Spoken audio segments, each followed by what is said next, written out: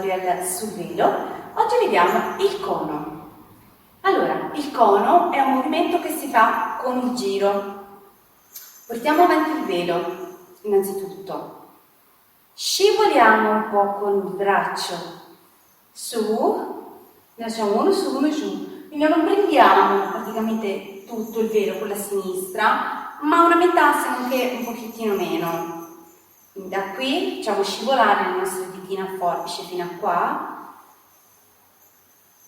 Mettiamo in alto il velo, ok, se vi siete sistemate, un braccio avanti e un braccio in alto. E va.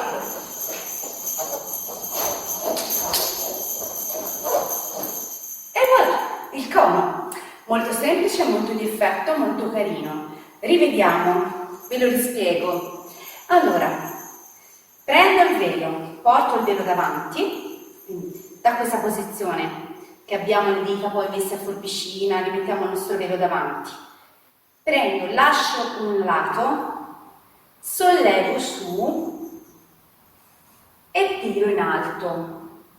Quindi non ne prendo tutto, non vado fino in fondo, ma circa a metà. Sollevo in alto, mantengo un braccio davanti. Solitamente se io giro a destra manterrò il braccio destro avanti e il braccio sinistro su, perché logicamente se giriamo da questa parte poi il cono non si forma. Ok, lasciamo che il velo prenda aria e proviamo.